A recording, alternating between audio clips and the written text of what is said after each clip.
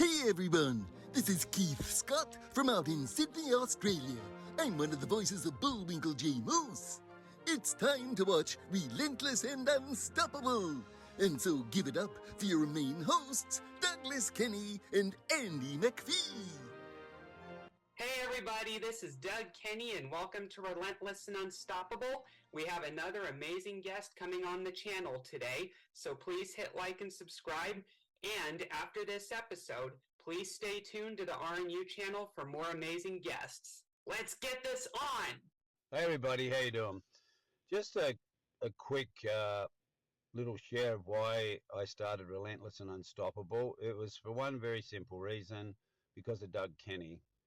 Nothing to do with me at all, zero. I was just coaching Doug, and he took on the coaching and mentoring, and he made all the changes. He took all the suggestions from his parents as well as my coaching, but it was all about Doug, his breakthrough and his weight loss, his willingness to accept that he is dealing with high functioning autism and other issues, but he's never quit, he's never given up. So we did one interview with him to share his story, and then we decided to start interviewing other people. And Doug has now taken over the whole channel, and he does all the interviews, he runs everything. He's just an amazing young man. So RNU was born from simply what an amazing young man Doug is, and his story needed to be shared.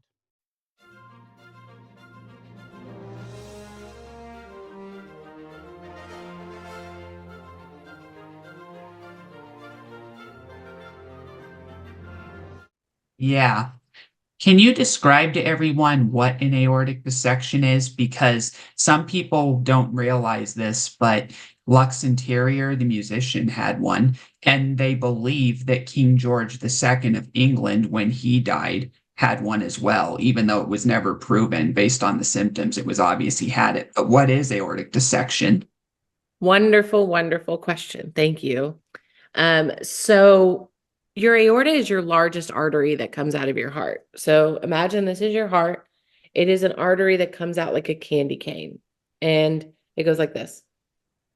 And blood is put to your, through your carotids up here, and then blood is taken down to all of your major organs. This is your blood, your oxygen-rich blood that's taken down to all of your things. So your aorta has 3 layers because the body is an amazing thing. So you always have some sort of fail-safe in most of your body's makeup.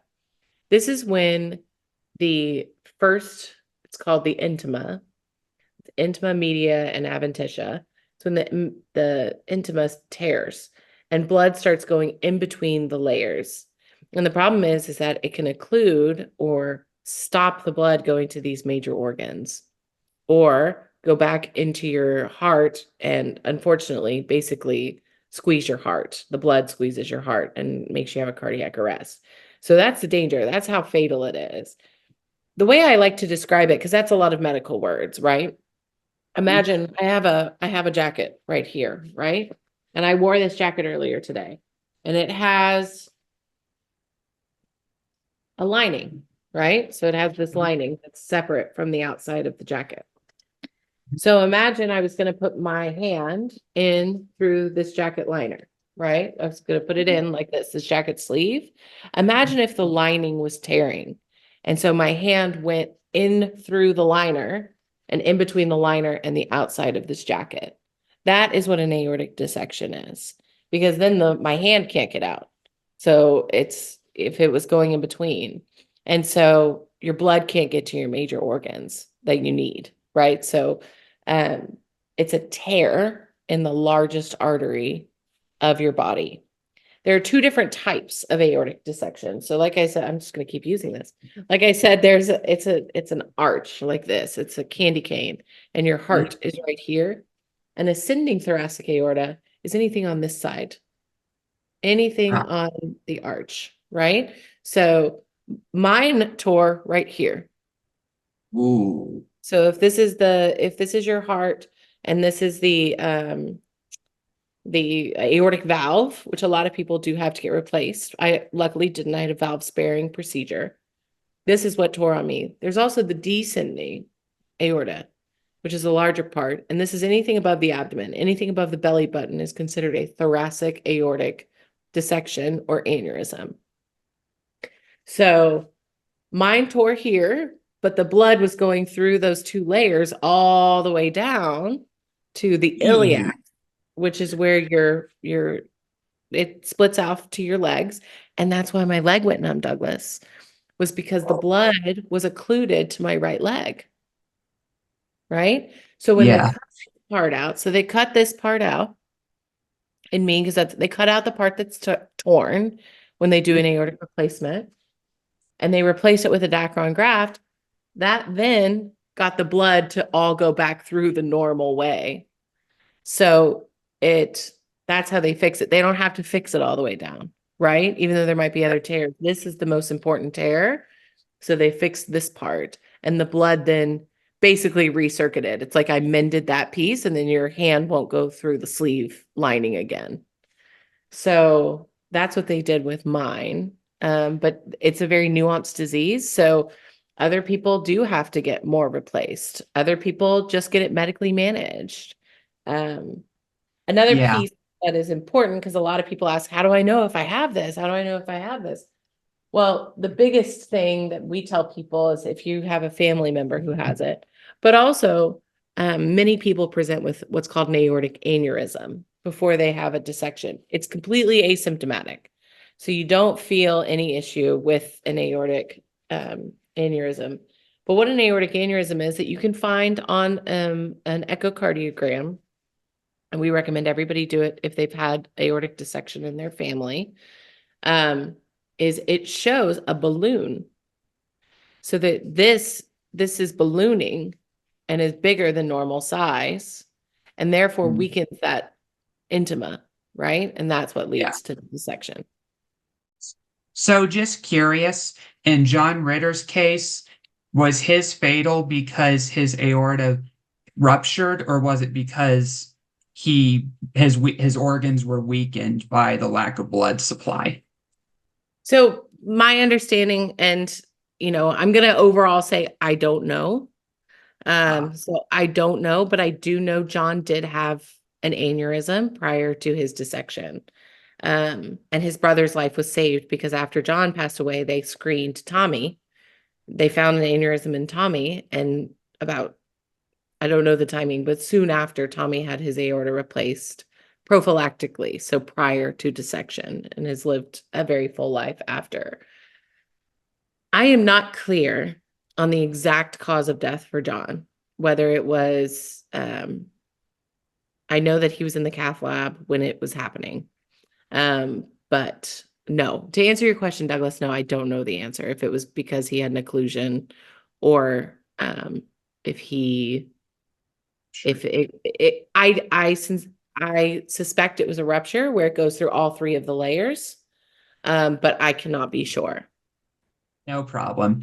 So, was just wondering, what'd you do afterwards after such a horrific experience? Oh, Douglas, what did I do? Well, first of all, I had to mourn the mother that I thought I was going to be. That was the biggest thing for me to get over, was I wasn't a mother who was going to breastfeed because I had this massive scar on my chest, right? And I was on some pretty heavy painkillers.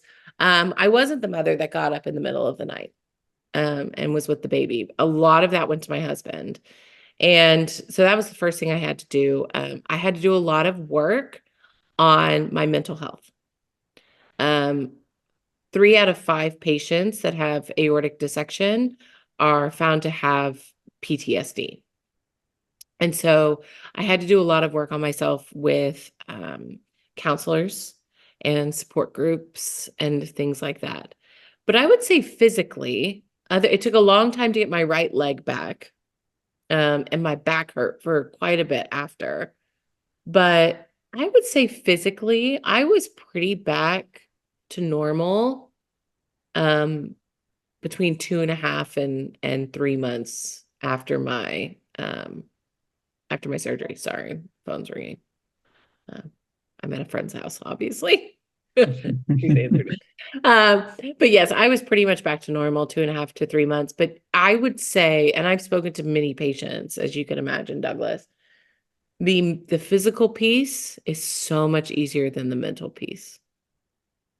Yeah, I know what you mean. Can you believe that very lately there's been some people dying from aortic dissection at such a young age? I have some friends from school who knew someone's father that had both a stroke, a heart attack, and an aortic dissection in one sitting. And then soon afterwards I learned from a couple former schoolmates of mine from Colorado that someone I went to school with in elementary school died at 23 from aortic dissection.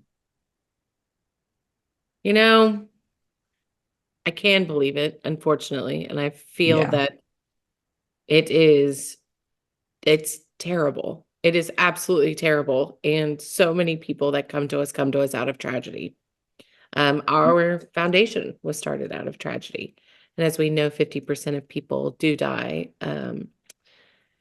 I've heard stories. We have a board member whose son passed away at 15 from an aortic dissection. Unfortunately, it doesn't care what age you are, what race you are, what gender you are. Mm. And it can be a myriad of reasons why they dissect. We call them triggers. For me, my trigger was pregnancy, right? So I was 33 when I dissected. My mom was 38. My grandfather was 54. So why are our ages so different? And we don't know all those answers, Douglas. Does it surprise me that so many young people are still dying from aortic dissection? No. Does it Mhm. make me angry and really light my behind every single day to make sure that we are getting this work done and we're getting the funds to the researchers and the awareness and the education and the engagement? Absolutely. Because your friend's father should not have died. And, you know, I hear a lot of stories of survival, but I hear a lot of stories of loss. Earlier today, I was with a family whose mother passed away from complications from an aortic dissection. And I see a future, Douglas, where aortic dissection isn't even a thing. We have everybody on a table getting their aortas replaced prior to dissection. Gee, that's all we have for Relentless and Unstoppable. So tune into the next episode to hear more amazing stories from amazing guests. This is Keith Scott from Sydney, Australia saying so long, and I'm smarter than the average bear. Gee.